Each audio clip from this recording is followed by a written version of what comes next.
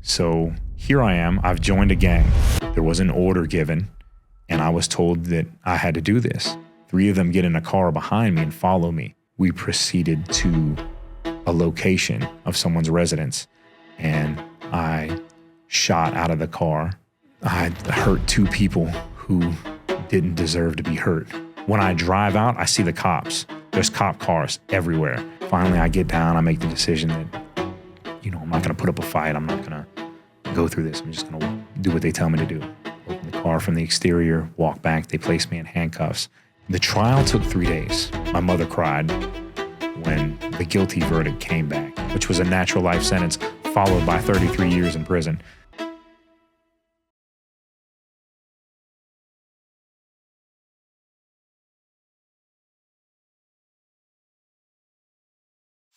Hello and welcome back to Reform Mindset. I am Mark Gonsalves and I'm here with our co-host, Michael Rosado. Michael is also the owner of Florida Prison Consultants, and we will get more into that a little bit later. But if you guys watched the last episode, we left off, we were talking about fishing in prison, which isn't like casting and on a boat and doing something, pleasurable, which we will get out and do some real fishing soon. And hopefully we'll record it and you guys can see it. But fishing in prison is a totally different thing. It's more about survival, right? Yeah, it's about survival and communication. So fishing, especially in the confined areas, that's where you use most of your fishing, is made up of lines that we draw like threads out of blankets, boxers, whatever there's sewing thread used. And then we take that thread and we tie it to what we call a car. A car would be a toothpaste tube. We'll cut the toothpaste tube in half and then use that part with the string tied around it because it slides better across the floor. And we would fish or run these lines from cell to cell to pass notes, to pass canteen. Hey, I might not have wanted to eat my bread at dinner, but you're over there hungry, man. You got something extra to eat. I'll go and grab the fishing line, hook the bread up to it, slide my car down to your cell. You'll pull it inside with what we call a fishing pole, which you can make out of rolled up pieces of paper. But it's a long, thin tube with like a little crook in it so that you can just kind of pull the car inside, right? And that's how we would reel in and reel out. Now, when we're referring to this, I learned how to fish at FSP. Florida State Prison, again, is 3 levels, 99 cells on a wing. And these guys who were teaching me were awesome. They would make little ramps so that when you launched your car out of your cell, it would hit the ramp and be able to go across the gap in the tiers because there's an empty space across rooms across from each other. So you would launch it and it would launch across the tier, and that's how you would get across. Or you'd use a technique to where you slide it out and then kind of pull, and it would do a swing motion to hit the cells underneath yours. And this was how we communicated and how we started to interact back there because they want the wings quiet. They don't want people talking. You're yelling out of your cell, that's going to draw the officer's attention and they're going to come see you. So fishing became essential, not only to get things. If you needed a piece of paper, a pen, nobody's going to give you that stuff. Mm-hmm. Or you read a book and you want to pass the book to somebody else because you have nothing really to do back there, you got to fish it. So that was essential to survival inside of confinement. The next thing that was essential was sign language. And I had already started to learn. And how you learn sign language, or ABCs, is quite literally by talking to yourself. So it was a lot of nights of sitting in my cell or sitting on my bunk and then doing this to myself. That's the alphabet? That's the alphabet. And learning how to talk that way, talking to myself. And I had already started to learn. It was mandatory when you got inside the YO dorm that you learned 3 or 4 different things. They taught you how to fight. That's something that you're going to learn one way or another. The second thing is they taught you how to key a lock. So everybody's locker has master locks on them. And if you need to get inside of a locker, like if you were my friend in prison and you went to confinement and I didn't have your locker combination, I need to be able to get inside your lock. So how do I get inside of that? So we learned how to what we call key a lock, and we do that with a soda can. We'd cut a small section out of the soda can, slip it down by the lock, and pop the lock open. You had to learn how to do that because it was essential for everybody. The locks were to keep the officers out. You know, when officers going and rustling through your stuff all day, they ain't got no business rustling through your stuff. We had to be able to get inside each other's lockers without remembering 50 different locker combinations. And the third thing that you had to learn was sign language, because if you needed to communicate a message, this is the only way to do it when you have to be silent. So these were training grounds. Now, some of those training grounds have kind of went to the wayside in current prison environments, but back then, it was a discipline. Back then, guys were into being the best convict that they could be. There was an old saying, I don't know if I mentioned this or not, but the officers used to say this. They said, if you handcuffed an inmate to one pole on one side of the compound with a lighter, and you handcuffed an inmate on the other side of the compound to a pole with a cigarette, so they'd both be smoking in an hour. And that's the mentality. It was survival. It wasn't an us versus them. It was just survival. The things you needed to do to get by. And my teachers were amazing. The people who taught me things, the people through life who came into my life in prison and just taught me the different essentials. Those people are always forever remembered. It's like having a middle school teacher. A lot of people will remember a specific middle school teacher. This person helped me. This person did for me. This person taught me. You remember your teachers. That's crazy, man. It sounds like the email system, you know, the prison, you know, chain gang email system. But the sign language, is it what deaf people use? Is it the same, you know, American sign language? Like, could you sign to a deaf person and they would understand it? Yes, but it isn't the same as like the full motions. They can get whole words out with one symbol. Right. We use the alphabet to go through things. Spelling out the words. Spelling out the words. That's amazing though, dude. That's another language. And we would talk like this. When I first got into CM, there was a friend that slept across from me. Again, I'm not going to use names, but he slept across from me. And we didn't have anybody to talk to. So we'd talk on the cell door all day using sign language. And we would talk so much that literally my hand would get cramps and I'd get tired. And I had to learn how to use my left hand. So I can use sign language with either hand. Because of that, it was like a crash course. It's like running that side until you just had to use this side, because we're telling stories. You're getting animated, you're getting excited, you're talking about things that mean a lot to you, and you get tired. You go on for hours and hours and hours and hours talking. It's like holding a conversation with your hands. That is, you know, reminds me of how I had to learn a language in the jungle, Spanish, the sign language thing. That's crazy, man. But you're right. You know, communication. Did you feel like just having, you know, that just another human touch through communication, did that help survive the whole experience? Absolutely. I wasn't unfamiliar to confinement at this time. We already talked that I was locked down a lot in the county jail. But some of those guys, this was their first experience with confinement.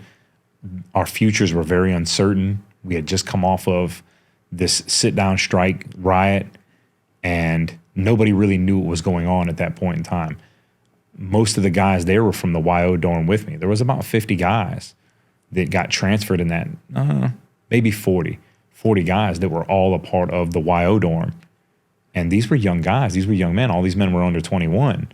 And, you know, that's what the youth, it's a youth offender. YO is youth offender. That's the youthful offender dorm. JIT dorm, gladiator dorm, all of those things. Wow. But these guys, they're back here on CM, and you tell an 18-year-old kid that, hey, you're about to spend the next 3 to 4 years behind a cell door. That's hard. You're spending some of your best years locked in a cell by yourself. It's hard. It's a difficult thing to wrap your head around when you look to the future. And some of those guys didn't have a lot of time like I had. Some of these guys had 4 and 5 years. So they're spending 3 years of their life, more than half of their sentence, locked in a cell. That's not rehabilitation. You know, it's punitive and sometimes it's needed, but solitary confinement is not the answer to everything. Right. You're in solitary confinement. You're locked up 23 hours out of the day, right? You have just 1 hour out. Is that how that works? 3 times a week you go to the shower. And then after 30 days, you're allowed out on the weekend to go for 3 hours. I think it's 3 hours for rec. Other than that, you don't leave your cell. Man, well, like, what do you do all day? Like, how do you keep your sanity? You're locked. It's a small cell, right? It's a little tiny area. Like, how do you keep your sanity? Again, I had learned a lot from being in confinement in the county jail.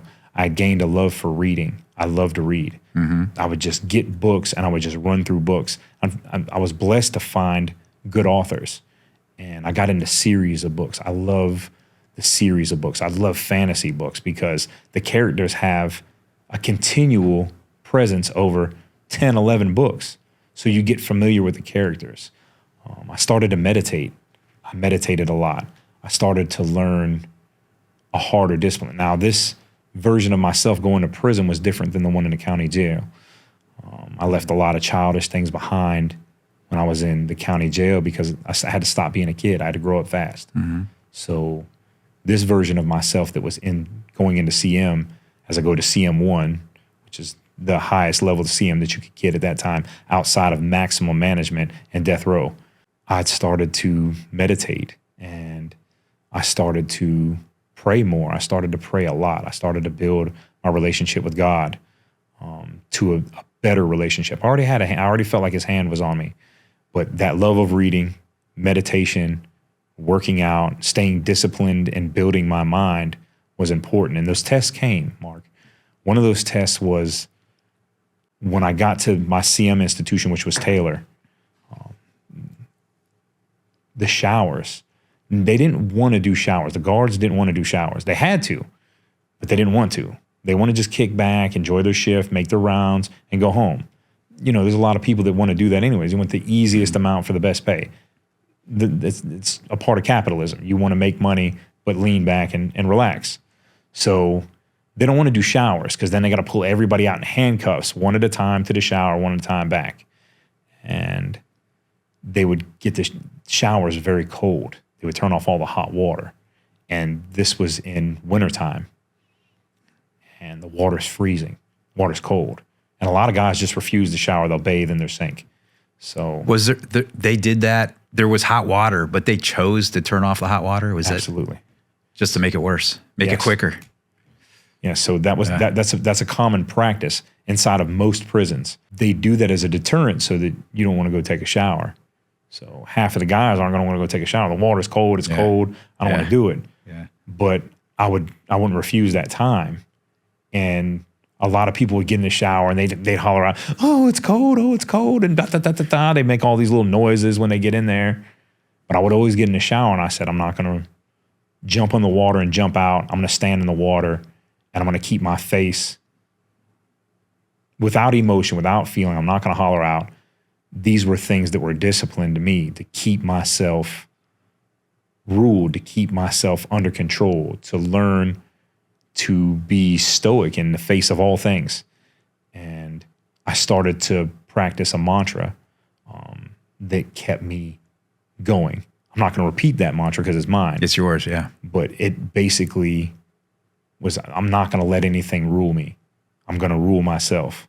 Because I saw the bad outcome of that. I saw the bad outcome of a bad leader in gang activity. I saw the missteps of people that are put in power and corrupted by that power, and they do stupid things.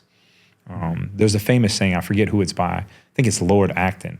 It says, absolute power corrupts absolutely. So I never wanted to be like those people that ruled badly. So I wanted to rule myself first.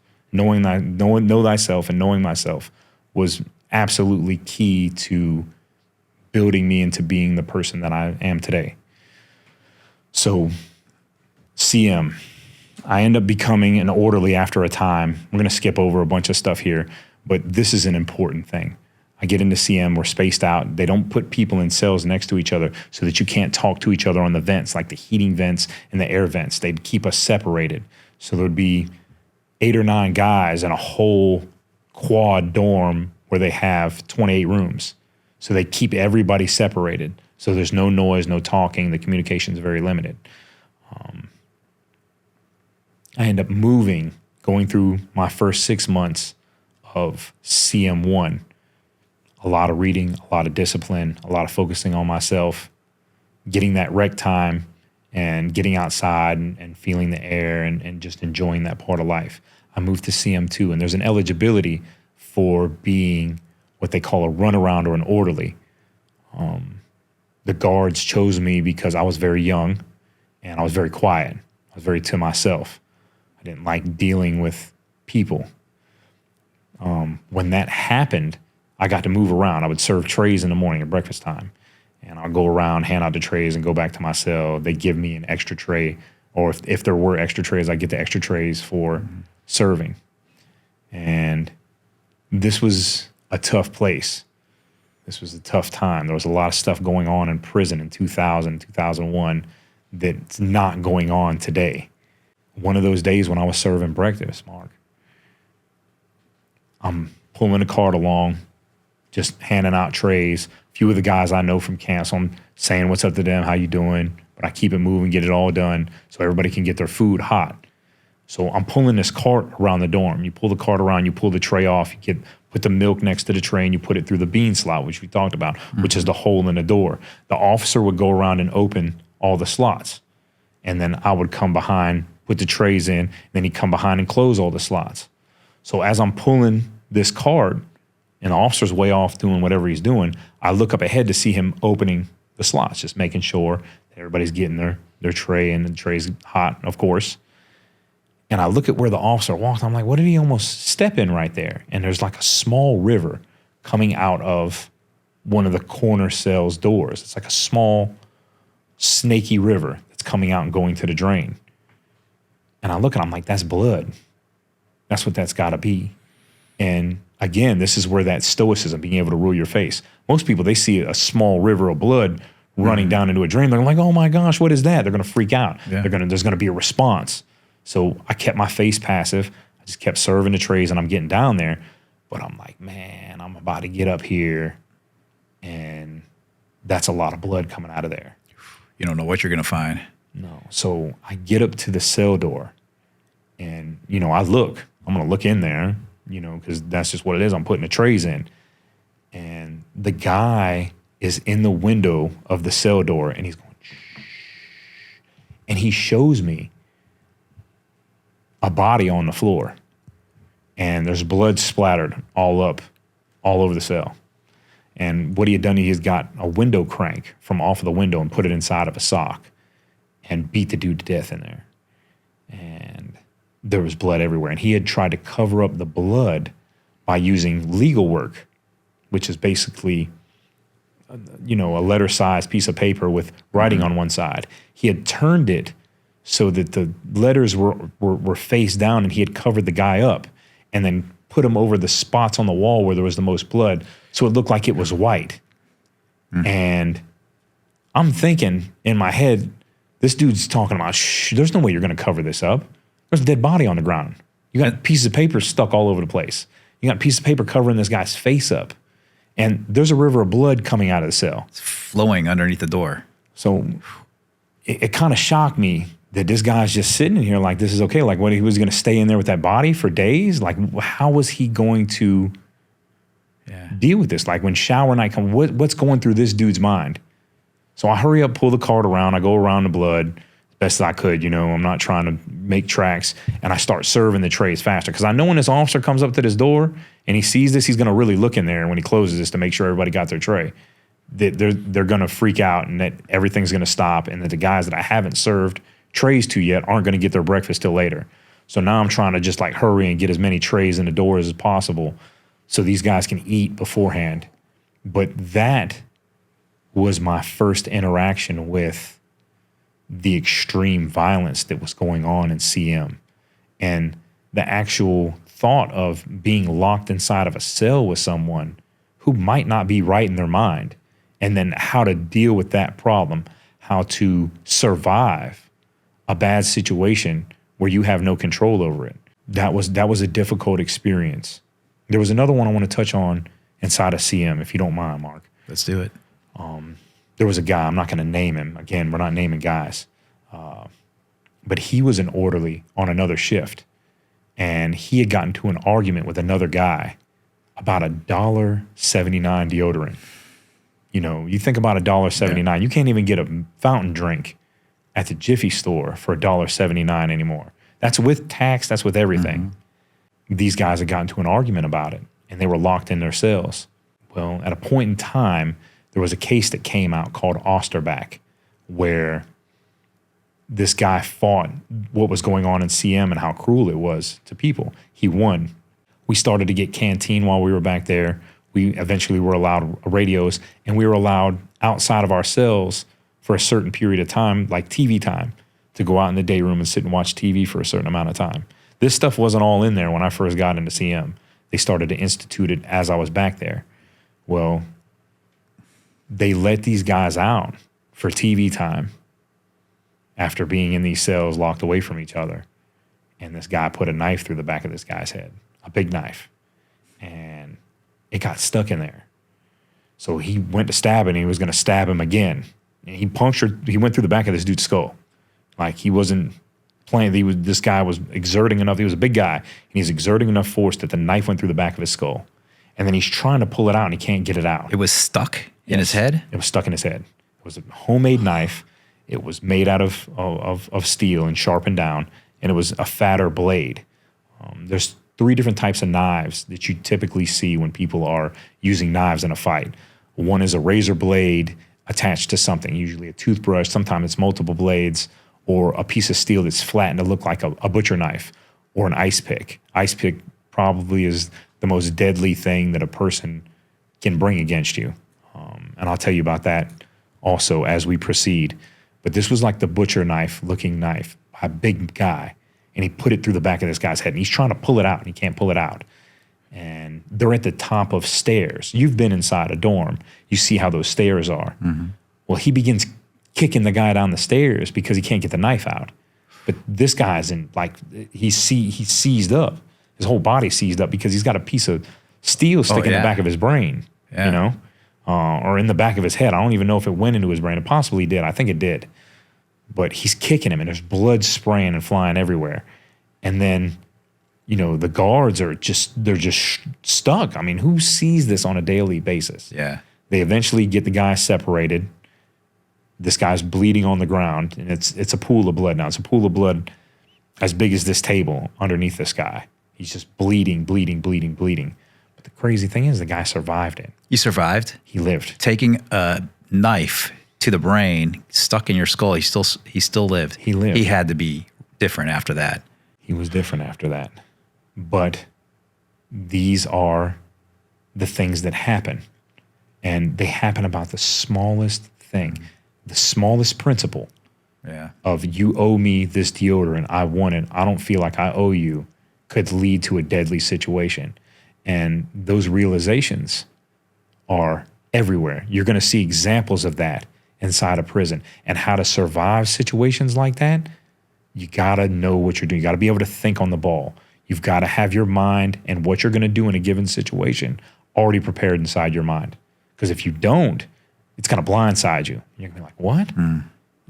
No, I don't want any problems. And that's going to cause even more. Or, oh yeah, I don't care. And you might respond to a problem more aggressive than need be, and then get violence when you don't need it, when it wasn't even necessary from the get-go. So you're seeing a lot of this in CM. And there's rape going on in CM. There's like there was a guy who was in one of the other CM levels that you heard about.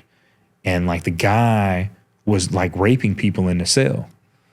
Like he would catch people, he'd find people who are weak or find people that he thought were gay and try to get in the room with them. And then once he was in the room with them, he would try to either strangle them to the point that they're unconscious, or he would just attack them violently. Sounds like a serial rapist. Yeah, there's guys like that in there. There's weird people inside of the prison system. And They always come up with it. You see the stuff in TV that all these guys are gay. The gay guys go after other gay guys. It's just like that's how they do it. Like there isn't a lot of that pressure applied. Like you see in the movies and stuff like that. People know who to mess with and who not to mess with. That's a rule. You're not, certain people, you're just not, they're not going at and just trying any which kind of way. If you've got any kind of status or you're a violent person, if you've got those claws and teeth too, predators don't go after people like that. They don't typically. That's not what they do. They don't want to be hurt attempting to achieve their goals, you know? So as we proceed, this is the lesson that these younger men and myself are learning. They're learning violent lessons. You're seeing this. This is what you're being taught. These are the modes of combat to make it. And CM proceeds. I end up getting released off of CM. I go to the compound. I hit the compound running. But while I was in CM, a lot of guys looked to me for leadership, especially the younger guys. And I started to recruit those men to me and gain their loyalty. This started a process because a lot of young men I didn't want to see put in the situation that I was put in. I always kept a noble heart in the things that I did, but men needed leadership. And this was the only way I knew how to lead at that time. So I started giving them a leader. I started giving guys that reason to be a better person. And again, a lot of guys that I still deal with today from this time period are still like, man, we love you, bro. Like, you really helped us out of a bad spot. How much time did you do in CM at that point? Almost 2 years. So how did it feel to get out of CM? I mean, it had to be a relief. I think I was 19 still when I got out. And I think I celebrated my birthday right after I got out. The hardest part was not being able to see my son and touch my son. I could see him, but they had like a grate, like a screen that I would see him through. So when I got out of CM, the biggest thing for me was being able to see and hold my son again. And he had already grown. You know, he'd sprouted up. This is, you know, he's pushing 3. Yeah. You know, it's and they grow fast. They grow fast. So gives you an idea of how much time actually went by, right? I mean, you're living it, but once you see your child as they advance, it's like, whoa, it's like a smack in the face. Time is really clicking by. Yeah. So getting out of CM, that was the biggest thing, was seeing him and being able to spend time with him. And it was a joy. I was very happy. There was a lot of distractions for prison. You know, you get caught up in the daily life, but that going to visitation and achieving that bit of freedom with him was crucial. It was everything. It was everything to me. It's one of the reasons why I was able to keep getting up and do better, because of him. Like, do I get into this situation and just go head first, or do I think about him? And I would think about him. So we're moving on. We're proceeding out of CM, close management. Now those guys that I recruited are spreading out all over the state of Florida, because when you get out of CM, you get transferred to different institutions. I was forced to go to another youthful offender dorm. There's only so many of them in the state at that time. So me still being under 21, I had to go to a youthful offender dorm. So at 20, I went to Hamilton, and I had already been involved in so much different stuff that when I landed there, a lot of people already knew me. But the Hamilton YO dorm was different. It was the first time that I started to see other organizations that were larger being in motion, being involved, and being active. The criminal element was very much alive at that time. The criminal organizations were very much thriving at that time. But that breed was strong. It was strong men. It was strong individuals. We were still fighting head up. There was still a lot of that manly, you're going to get in here and we're going to go knuckle to knuckle. Hamilton, I made a lot of friends. A lot of things happened, a lot of violence, a lot of aggression. There were 2 riots that I was in there. We kicked the fence down on the rec field because they tried to institute controlled movement. The rec house was lit on fire. Like, there was a lot of stuff that happened during that time period. And, I spent some time in and out of confinement here and there, made great friends during that time period. I also learned a lot about work ethic. I worked in the laundry, and I got up every morning, went to work, get off work and go home, relax. And I built a good work ethic. My boss there recognized it. He was a great guy, and he would always, hey, take care of yourself. You'd point me in the right direction. When you say your boss, is this a staff member? Is it another inmate? He's a correctional officer. Correctional officer. Yeah. Okay. Inmates aren't allowed to be put in charge of other inmates as far as like telling them what to do and stuff like that. There's a law against it. Okay. But it was the officer that was there, and he was good to all of us that were in there. He was an all right guy. So at Hamilton, there was a situation where the group that I was a part of was actually divided against itself, and we started to argue amongst each other. And it was about money. It was the different factions fighting about money. My faction was the smallest, but we were also the toughest. And a situation came down the wire, and all of these men were respectable. All of the men on the other side of this, even though we were divided, we all still kind of like loved each other in our own kind of way. Like, there was still a brotherly love there. And we started to go through it. It was basically 6 or 7 of us against like 90 to 100 people. And it was on the rec yard. And I'll never forget, it was put into a guy's words that was out there sitting on the rec yard. And he was like, in my 30 years, he had done 34 years at that time. And this was like 2003, I think. He said, in all of my years, I've never seen 6 people face down 100 and everybody walk away. And it was a time to be brave. It was a time to stand up, because what was going on was kind of unjust. This development started a friction between us, and we ended up resolving it. We resolved it very well. Everybody walked away. There was no violence at the end of the day, but it was there. And I'm grateful to God that nothing happened to me and nothing happened to anybody else who was under, these were my friends, even though we were arguing with them. We respected each other as men.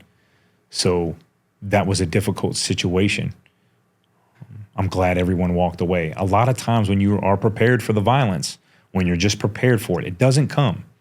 If you're just ready and you know what you're going to do in a given situation, it just doesn't come. So there were situations like that. There were a lot of situations like that. I don't need to go into details of all of it, but those situations arose throughout this whole story. And there were times when you're just like, you know what? This is what it is. I got to go buckle down and go handle this no matter what comes. How old are you at this point? You're about 20. You're 21. 21. So you're not in YO anymore. You're on a compound? Yes. And you're still affiliated with some organization. Yes. Yeah. I'm still absolutely affiliated, especially during this time period. I used to walk around with a button-up shirt. There was another guy. We dressed exactly alike.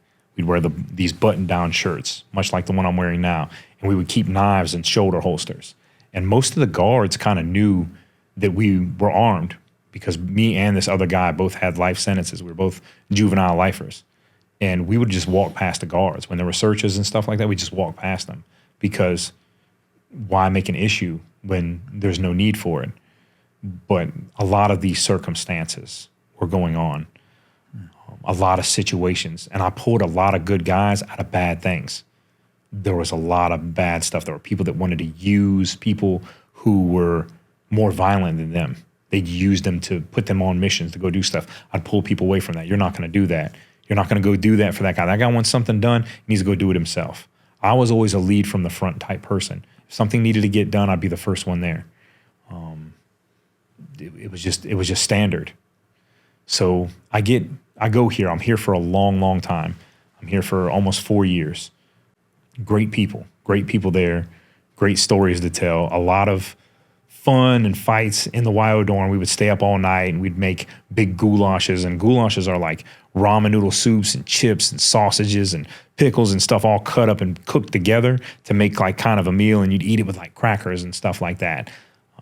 We'd stay up and we'd beat on the bunks and make music, and the guys would come and rap, and we'd stay up all night, hang out. And everybody smoked at this time. Like almost 90% of the prison population smoked roll-up top cigarettes. Legally, was that allowed back then? That was allowed back then. So everybody was smoking. In the YO dorm there at Hamilton, I remember we got into a big fight. We got into a big dormitory-wide fight. It was like 30 on 30. And 30 on 30 young, violent individuals. And it just kind of imploded in the dorm. And the fights kept on, They'd calm back down, they'd break back out, and they'd break out over here and break out over there. And lines were drawn, and you were either with this group or you were with this group. And at the end of the day, we all still had to live in there with each other. So one of the guys rolled up a long cigarette about this long, and we passed it all the way around the dormitory. Everybody smoked, and it was like the proverbial peace pipe. The peace pipe, I was just going to say, yeah. And everybody kind of calmed down, and we all went on to live peaceably after that moment. And there were times when we had fun as groups. When it was raining out, we'd have water games. We'd pick each other up and slam each other in the water out in the grass. We'd run around, the officers come chase us back in the dorm, be like, you guys knock it off, you young jitterbugs. But this was our life. Those little moments and memories I keep with me because that's my childhood. I didn't really do a lot of laughing during this time period. I didn't play games. You wouldn't see me out there playing sports. I wasn't playing basketball. I wasn't playing baseball. I wasn't into the games. I didn't do games at all. Very serious all the time. And it's hard for a young man. But remember, I told you when I was in that cell meditating and taking those cold showers, I learned to rule myself. So even though those things were tempting to go and have fun and to go hang out, I didn't get those opportunities. Now, as I graduated out of the YO dorm, I started to feel a sense of pressure starting to ease off of me. And I started to become open to more playing cards and doing different things and playing sports and stuff like that. I ended up going on to coach a basketball team that was extremely successful. Had one of the best athletes on my team I'd ever seen in prison on one of my teams, and those guys were amazing. Those guys were like family to me. And we would go out there and coach the games, and a lot of those guys were older than me. Mm-hmm. But again, it's that leadership role and being there and helping people. And we had fun, and we won a lot of championships together. So moving on, I'm going to skip through a few parts. There's going to be parts and pieces that are missed here, but I want you to get the gist of what happens inside of the prison system and what happened in my life that affected me and built the person I am today. So we're going through the rough parts. We're going through the parts that aren't pretty. We're going through the violence, the gang activity, being around drugs and knives and homemade weapons and so on and so forth. It's at this point that I start to realize that I have something that other people don't want around them, that people feel challenged by it. And the realization comes when someone planted a weapon inside of my property and told the officers to go look for it in there. At this point in time, I've told you that the weapons are heavier that you can find. And a heavy weapon is always better than a lighter weapon in given situations. I had a lot of knives at this time, but someone put a razor blade in a toothbrush and put it in my property. And this was something that I wouldn't carry because I had a heavier arsenal. Somebody put it in there, set me up, and got me sent to confinement. And this is when I started to realize that people will hate you for whatever you do, and they're going to want you out of the way. If you've got something going on, if you've got some kind of influence, they're not going to come directly at you all the time. A lot of people are going to come in a sneaky way, and this was my first brush with that.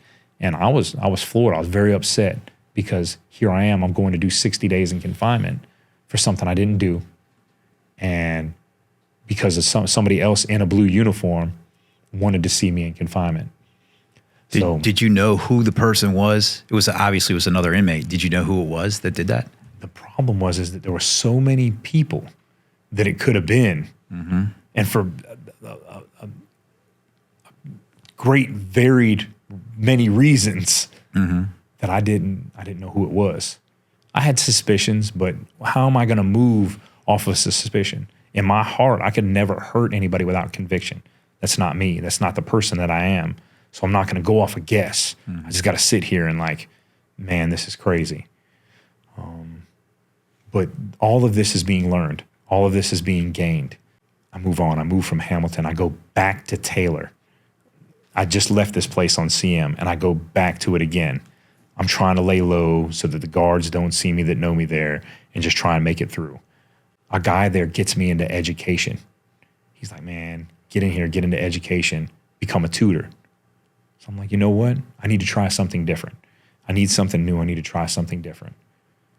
So I go and begin to be a tutor.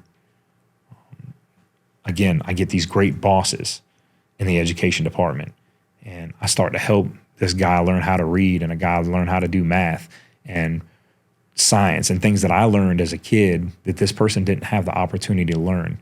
This person was 39 years old and didn't know anything, had a mandatory literacy program that they were assigned to and had a horrible upbringing.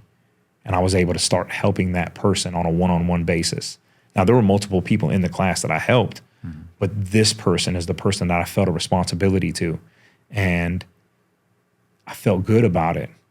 It was an experience. It was a development. I get in trouble up there. I'm standing too close to the fence one day. Guard sees me and locks me up for standing too close to the fence. So it was a fluke DR. Really didn't deserve it. I go to confinement. They throw the book at me because of who I am. You're doing absolutely 15-day, where a normal person would have gotten probation because of the personality and the status and the gang activity. I get 15 days in confinement. You already had a reputation. A reputation. Yeah. They're like, yeah, you're going 15 days in confinement. Don't worry about it. You're guilty before you even go in there. It's part of that. It's part of the things that you had to deal with for the back end of what you represented. So I had to get out of education. I end up getting an offer later on to go and work as an aide in a masonry class. I jump on it. I said, you know what? I felt good about that before. Let me go do this again. I ended up doing this for almost 3 or 4 years. I had an incredible boss. I'm still in contact with him today, loosely, him and his family. Amazing person, just an amazing, amazing person. And he started to teach me how to govern my manhood. And he started to curb that wild side of me because, again, I'm starting to become an adult inside of the prison system. So you look for mentors, you look for people that can teach you. This person began to teach me. And I'm growing. And this is the time period that I'm getting into the basketball, the coaching and stuff like that, and getting involved in sports inside of prison. Sounds like you're getting exposed to a different type of leadership role. Absolutely. Not necessarily as part of an organization, but part of something that is maybe dedicated to the betterment of people. It is. Right. It definitely is. And I try to just leave myself in a zone to where I'm not bothered by people. I just try to get along with everybody. I don't care if it's guards. I didn't care if it was classification. I didn't care if it was dental. I don't care who you were. No matter what walk of life you were in, I just try to get along with people. And I made a lot of good friends during this time period. A lot of people began to learn in the masonry class. In fact, I had lunch last week with a guy that I met there that was in the masonry class with me. We had lunch just last week. And he's a great guy. He lives in Tampa. He's from Tampa. So just a great, great guy. A couple people followed me from the YO dorm at Hamilton over to Taylor. 2 guys, and they were asked, hey, you can go anywhere you want to go.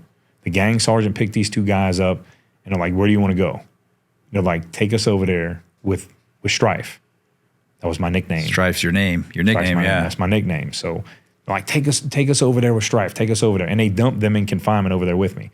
Both of these guys sign up for masonry and get in the masonry class and graduate the masonry class, and they feel better for it. They actually did something with themselves. So again, it's that influence, that that being a part of something that's healthy inside of a bad place.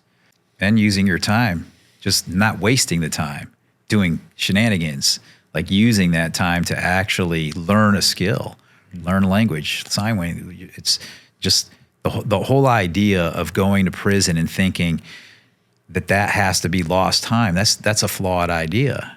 Yeah, you could actually learn something while you're there. You could improve while you're there. I've seen guys get degrees while they're in there. I've seen people get associate's degrees.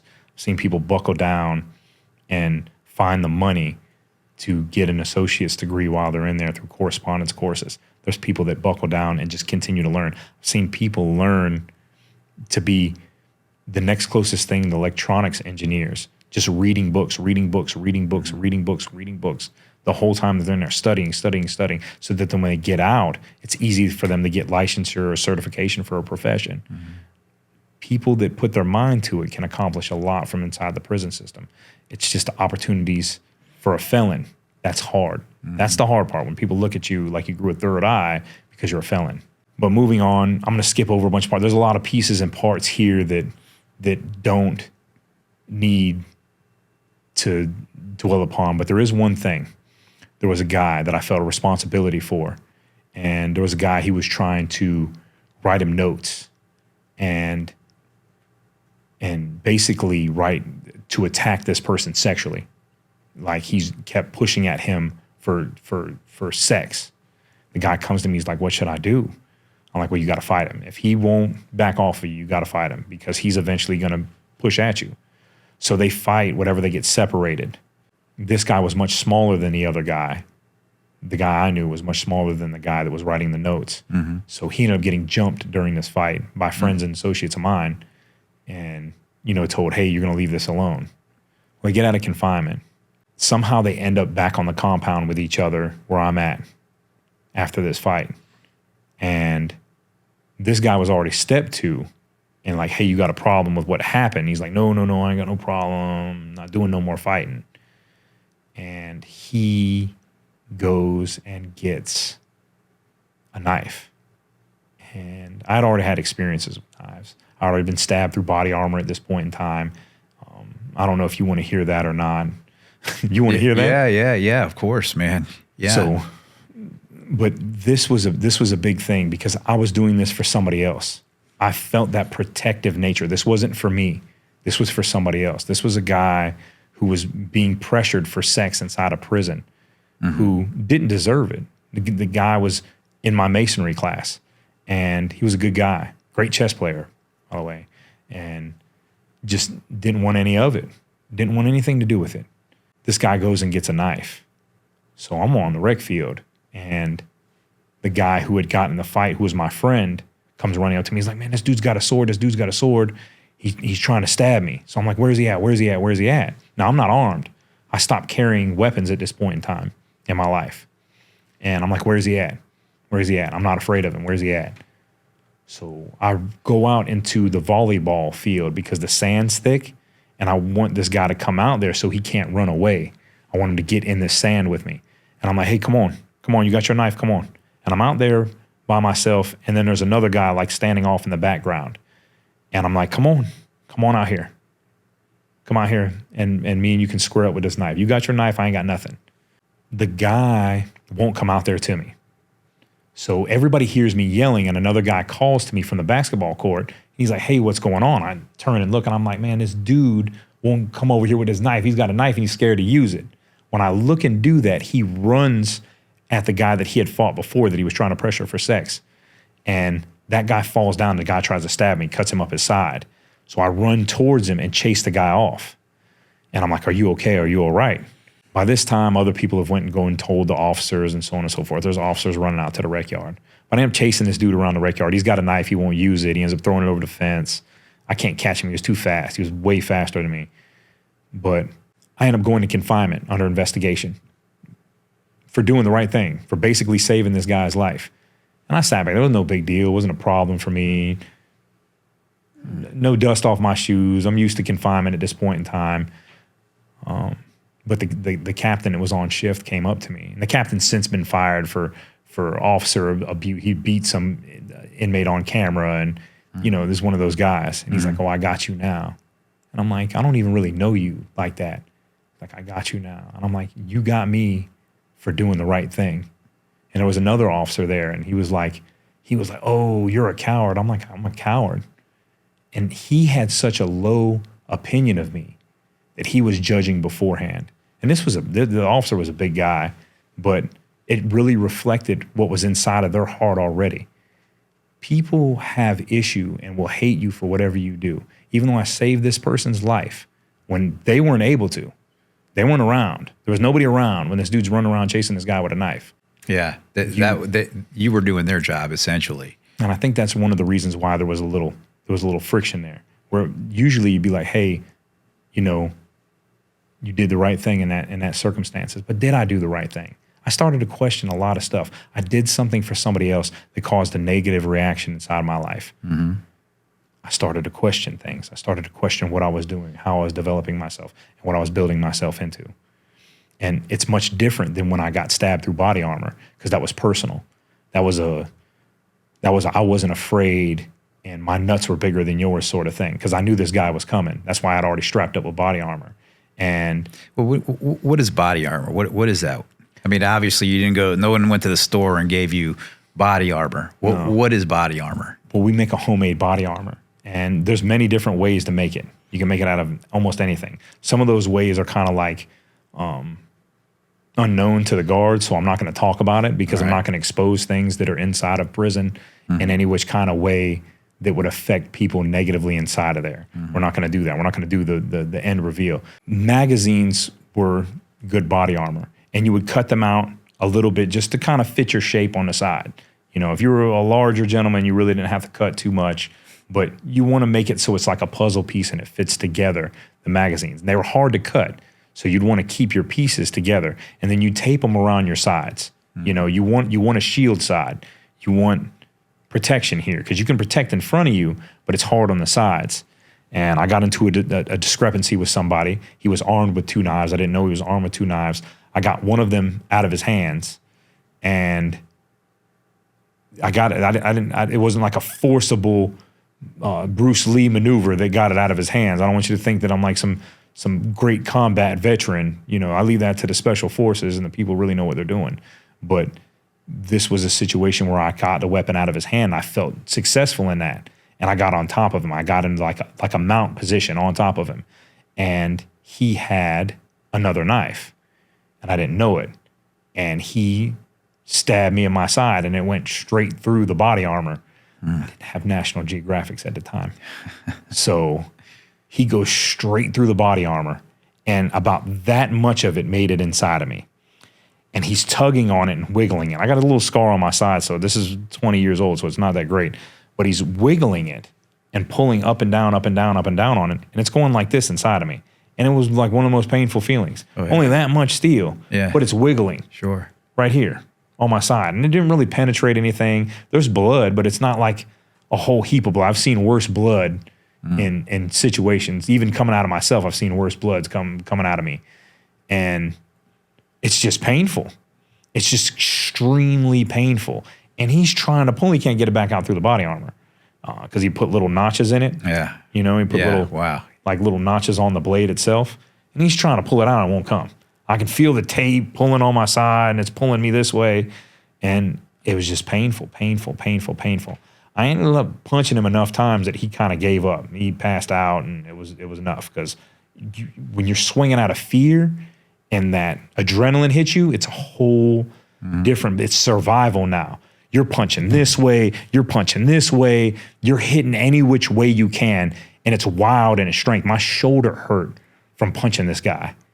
But eventually, you know, that stopped, and we were good. But a friend of mine cauterized the wound, self-cauterized it with the same knife. Did the guards discover that this happened? This all went on without anybody knowing? Hey, these things happen.